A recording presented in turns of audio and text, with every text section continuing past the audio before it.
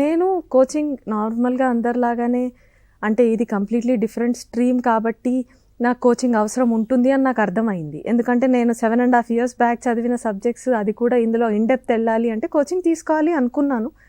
నేను కొన్ని ఇన్స్టిట్యూట్స్ దగ్గరికి వెళ్ళాను, కొంతమంది హెల్ప్ తీసుకున్నాను. టైంకి కోవిడ్ వచ్చింది. కోవిడ్ వచ్చే టైంకి ఇంకా ఎటు వెళ్ళకుండా నేను కంప్లీట్గా ఆన్లైన్ క్లాసెస్ మీద డిపెండ్ అవ్వాల్సి వచ్చిందండి. అప్పుడు నాకు అర్థమైంది ఏంటి అంటే, ఈ ఎగ్జామ్లో అల్టిమేట్గా మనది మనమే చదువుకోవాలండి, ఎవరు హెల్ప్ చేయరు. ఎంత చేసినా ఒక లెవెల్ వరకే చేయగలరండి, బియాండ్ దాట్ మనమే చేసుకోవాలి. You have to help your own self.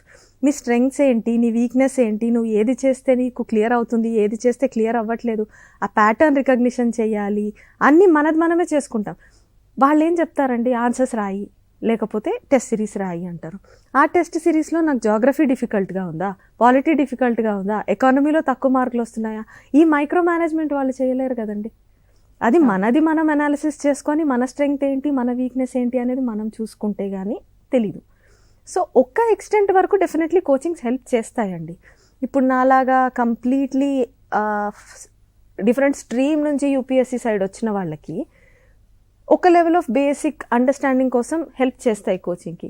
But coaching institutes will అంటే completely not take the responsibility of making you clear this exam.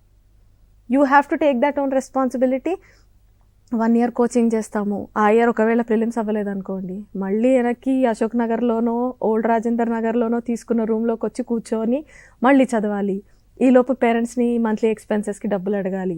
ఆ ఇయర్ ప్రిలిమ్స్ అంటే ఇది నేను నార్మల్ ప్యాటర్న్ అమంగ్ ఆస్పిరెంట్స్ చెప్తున్నా. మళ్ళీ ప్రిలిమ్స్ పోతుంది, మళ్ళీ రాస్తారు.